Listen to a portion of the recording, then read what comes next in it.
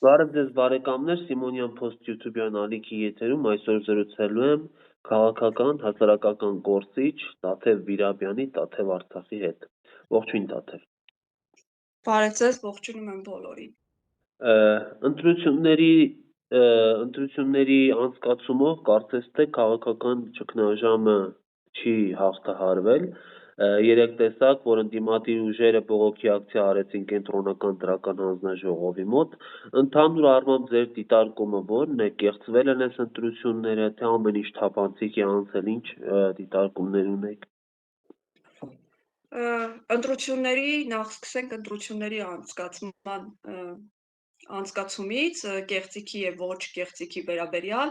բնականաբար եղել են բազմաթիվ գրանցված եւ դեռևս այնպիսի ընտրախախտումներ, որոնց մասին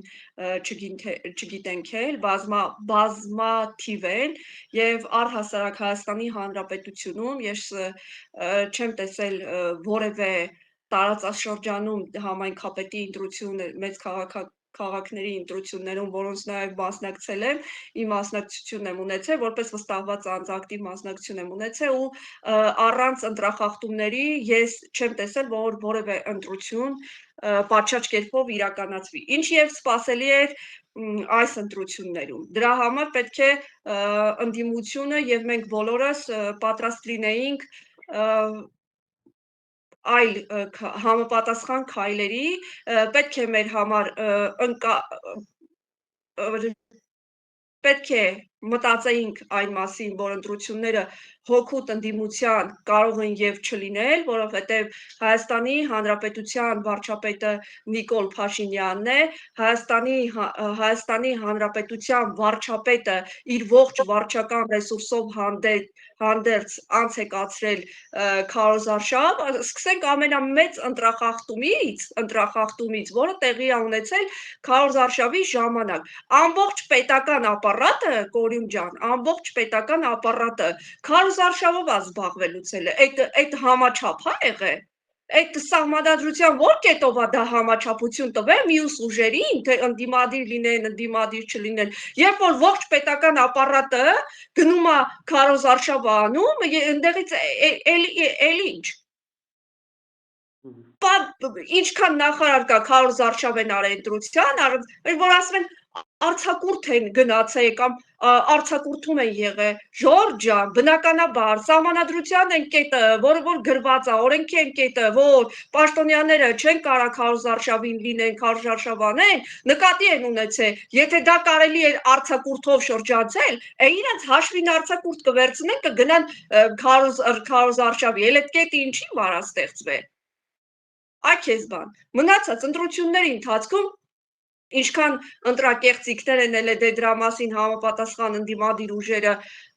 ովքեր որ մասնակցում էին դրանց մասին բարձրաձայնել են, քաղաքացիներ են բարձրաձայնել, դիտորդներ են բարձրաձայնել, բայց փաստորեն այն 3 տեղամասինն էլ Չեղյալ համարեցին, ասեցին, որ Չեղյալ է համարվում, բայց ոչ մեկ չի ասում, չեն գնում ասում հարգելիներս, այդ 3 տեղամասը տենց պրոստը քարի կտորներ չեն էլի տեղ դրած, որ էսի մեզ պետք չի հանենք, ենի մեզ պետք չի, դե ոչ, լավ, չի եղել, չի լինի այն բանի նման բանը, բա այդ մարդկանց իրավունքները, այսինքն այդ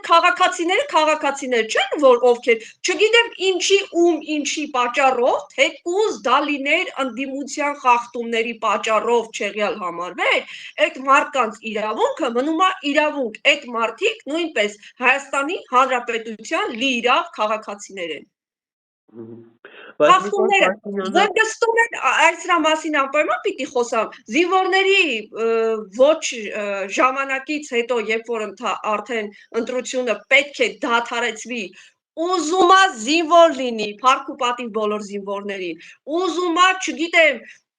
վերևից եկած սրբեր լինեն, գոյություն ունի օրենքի կետ, ժամը 8-ից հետո փակվում է ընտրատեղամասերը, այնպես ասում է, ուշ չենք բերել մեր զինվորներին, բա ո՞ն չեք մտածել, որ այսքան ժամանակում այսքան մարդ կարա մտնի Նաև էլի կետ կա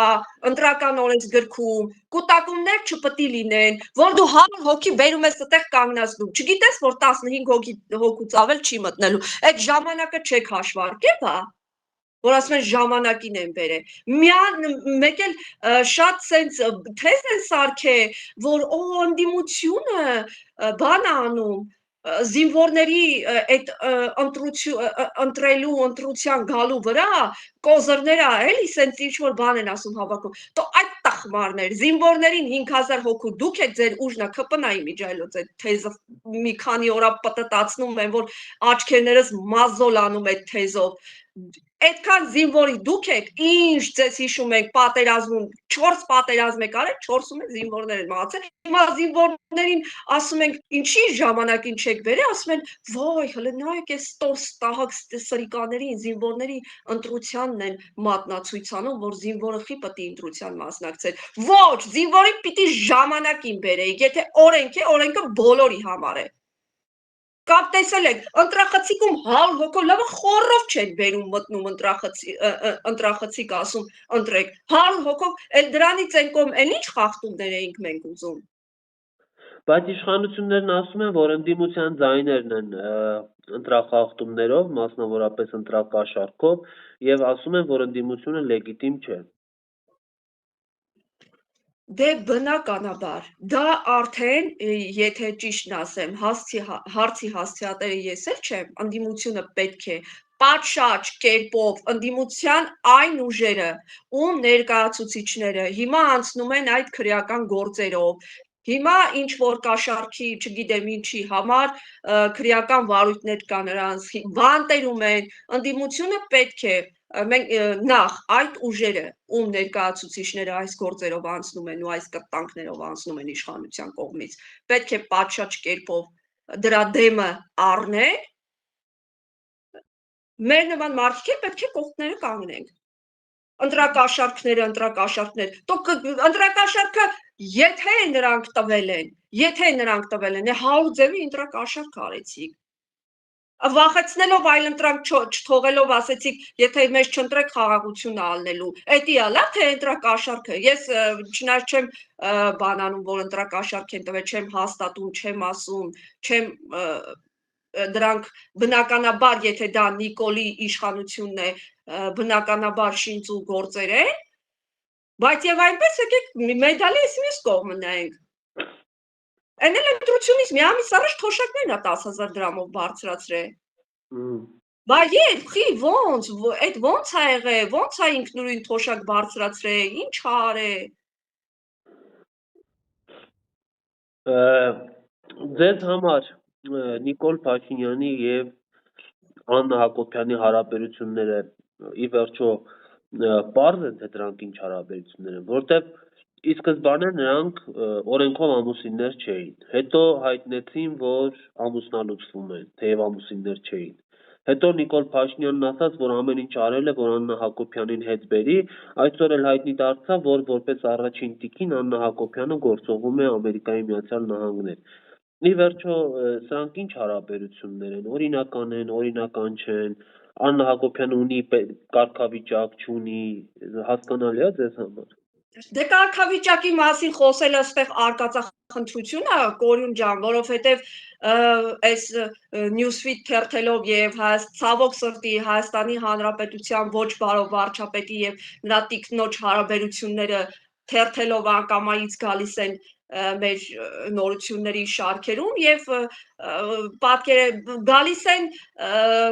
վատ ժամանակներում, վատ դերերում, գալիս է այն հին ժամանակները, որ սպասում ենք, ուղղակի չենք սպասում, էլի մի արեք։ Գավյոտա, մավյոտա, այդ սերիալներն է հիշացնում այս մարդկանց, բայց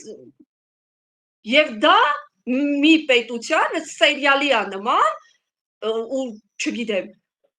պետության ղեկավարը։ Մենք ինչ քաղաքացին ինչի պիտի քո ընտանեկան նստես հելնես մելամաղձոտ ձևով ասես ես ուզում էի Աննային հետ բերեի նա չեկա ռաբիս երկի բարեր է հիշացնում այս ամեն ինչը։ Երկրորդն էլ հա այն մի հատ անեկդոտ կա է, վերջերս Շուշան Պետրոսյանն էլ էր այդ մեջբերումը արել, այստեղ որտեղ են ուզում մեզ գցեն։ Այդ վիճակներ, երբ որ ասեցին մենք բաժանվում ենք, մեր քաղաքացիական ամուսնությունը ավարտվեց, մի բան ա մտքովս ացել, այդ սկեչերի այդ դրվագն ա եկե, ասենց առաջս, որ այստեղ մի րոպե, որտեղ են ուզում մեզ գցեն։ Նրանք առանձին բան արել, միջև պետությունները վեր կացանենի քարոզ արշավ արեց այդ կրթվելը նորաձևեի պիտակի ներքո, հետո բաթե մենք բաժանվում ենք, հետո դե առաջին տիկին, ինչ առաջին տիկին։ Առաջին տիկինը ով է։ Մարդու կինը Հայաստանի Հանրապետության օրենքով այր ու կին են ճանաչում, եթե ոչ քաղաքացիական։ Ես չգիտեմ, քաղաքացիական ամուս, եթե քաղաքացիական էլ է, բայց իրանք ասում են մենք բաժանվել ենք, չեն ասում, որ մենք միացել ենք։ Մենակ գիտենք, որ բաժանվել են, Նիկոլը ուզում էր հետ բերի, հետո Աննա սիրուն Աննա երկի տակ կլիպներ էր նկարում, սրտիկներ էր ցույց տալի, մատանին չէր հանում, սենց ինչ-որ բաներ ենք տենում, մեկ էլ հիմա առաջին տիկին որպես գնում է։ Առաջին տիկինը քաղաքացիական ամուսնություն ունեցող անձը պիտի լինի։ Դե դա օրը մեկին կբերի, օրը մեկին մի հատ, չգիտեմ էլի, ինչ որ կարան օրը մեկին բերեն ասեն ում հետ 1000 ներողություն եմ խնդրում դիտողից, ում հետ լևի եկան ասեն առաջի տիկին, հա։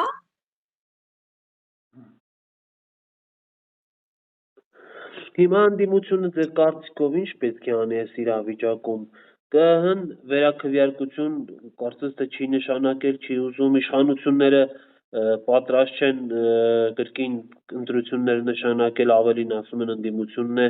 ընտրակաշառքով ընտրվել։ Ընդդիմությունը ինչ անի այս դեպքում։ Շատերը մեղադրում են, ասում են լավ ընդդիմությունը պլաններ չունի, բայց եթե օբյեկտիվորեն նայենք, ինչ կարող է անել ընդդիմությունը։ Նախ առաջինը ընդդիմությունը պետքա առաջնահերթ իր քաղաքացիների Հայաստանի Հանրապետության, քանի որ Հայաստանի Հանրապետությունում չկա չի եղել 2018 թվականից այս կողմ ժողովրդի շահը պաշտպանող իշխանություն, դրա համար պետք է Հայաստանի Հանրապետության ցանկացած ժողովրդի, ցանկացած մասսայի շահը պաշտպանի ընդդիմությունը եւ առաջնահերթ այն 3 տեղամասերի ձայները, որոնք չեղարկվել են եւ այդ մարդկանց ընտրության իրավունքը խախտվել է, առ ոչինչ է դարել նրանց իրավունքը, իրանց ժամանակից, իրանց սպասումներից, իրանց ամեն ինչից, թեկուզ եւ գնացել են ընտրել իշխանության, այդ մարդիկ գնացել են ընտրություն են կատարել, իրանց երկրի, իրանց հայրենիքի համար, իշխանությանն են արել քարը իրանց գլուխը, իրանք իրանց 1000 ներողություն այդքան ընտրողին էշ խելքը բանը, բայց այդ մարդիկ ունեցել են իրավունք եւ իրանց այդ իրավունքը, այդ հազարավոր մարդկանց իրավունքը խախտվել է։ Դրան պիտի տեր կանգնեն։ Երկրորդ, չպիտի գնա Նիկոլենց այդ թայֆաբազների հետ նստեն որևէ բան քննարկեն, չգիտեմ, բյուջե կամ եսի մինչեր քննարկեն, նորից այսքան տարի չգիտեմ արդեն մեր երկրից ինչ կմնա, չգիտեմ ինչ կմնա եւ միանշանակ առաջնահերթ պետք է հրաժարվեն մանդատներից, պետք է ժողովրդին համախմբեն։ Ես տարբեր տեղերից sense բաներ եմ լսում, որ փողոցային պայքարը լավ բանի չի հանգնի, չգիտեմ, ոչ, եթե նորմալ կառավարեն, նորմալ մարդկանց համախմբեն, դա ժողովրդի սահմանադրական իրավունքն է իրենց բողոքի ձայնը բարձրացնելու եւ պետք է ժողովուրդն էլ ընդդիմությունն էլ օգտվի իր սահմանադրական իրավունքից։ Ինչ մնում է երեկվա հավաքից, դրանով չպետք է սահմանափակվել։ Այ մեր խնդիրը նրանում է, որ մենք մի բան ենք անում, դրանով սահմանափակում ենք։ Հիմա ինչ, Բարգավաճ Հայաստանի ձայները ասեցին չի լինում։ Ինչ պիտի անեն։ Գնում են նստում տները, դուք դիմում եք սահմանադրական դատարանին, ասում եք մենք կվերցնենք մանդատները սահմանադրական դատարան կդիմենք։ Սահմանադրական դատարանում այս 5 տարիների ընթացքում Կորինջա, ես չեմ դու ես, քանի հայցա գնացել ընդդիմության կողմից։ Քանի սահմանադրական խախտում ա եղել ազգային ժողովի պատերի ներսում։ Ընտրված падգամավորի վրա ձեռք են բարձրացրել։ Ընտրված падգամավորին դահլիճից բռնի անհամաչափ ուժ կիրառելով դուրս են հանել։ Չգիտեմ, որ մի նորմն ասեմ սահմանադրական, որը չասեմ, որ խախտվել է։ Հիմա ինչ հույս ունեք, եթե դուք օրինակ ուժեղ Հայաստանը նոր մարդիկ կան, չգիտեմ, եկեք ձեզ ասենք, էլի, այսքան դաստա թուղթ կա հիմա սահմանադրական դատարանում։ Ով է բանի տեղ դնելու, ոչ մեկ, դրա համար այլ ձևաչափ պետք է ընտրել պայքարի, պետք է համախմբել, եթե կարողացել են այդքան ձայն հավաքել, եթե կարողացել են Նիկոլի իշխանության այս կտակներին դիմանան, իրանց քանի թիմակից ձերբակալված է, այդ ամեն ինչին կարողանում են դիմանալ, պետք է նաև կարողանան իրականացնել փողոցային պայքար, որը որ մենակ դա է, մենակ դա հանրային ճնշում է պետք։ Այս մարդիկ պետք է հասկանան, որ իրանք կեղծիք են ու են իրանց բերած, գրած, նկարած թվերը իրականությանը չեն համապատասխանում։ Եթե մենք չենք դա անել, եթե մենք իրական փաստերով, ասում ենք, մենք բերենք ցույց տանք Բարգավաճ Հայաստանի թվերը, ինքը ասի սեզ չինեցա։ Մենք բերենք ասենք ախպեր 60 ձայն էր պակասում, հեսա 120 ձայն ավելացել է, ինքը ասի ստեղից է պակասել է։ Ինչ պիտի անենք։ Ինչ անում, ինչ անելու։ Եվ վերջապես, հենց նույն ընդդիմության ներկայացուցիչների, ղեկավարների, առաջնորդների գործն է սա։ Այս ժողովուրդը, ով որ ընտրել է նրանց, ես ձեզ ասեմ, որպես սոցիալական տարբեր խավերի հետ շփվող մարդ, իրանցից խոսք է սպասում։ Մեկը 1000 բան ունի կորցնելու առանց վախենալու գնահատելականգն է իրանց կողքը, մեկը զուտ չի ուզում սրած ձենը լսի գնացելական, թիրախավորվել են, չէ՞ այդ մարդիկ։ Հա որ իրանք հիմա սուս նստում են, ամենայն հարգանքով,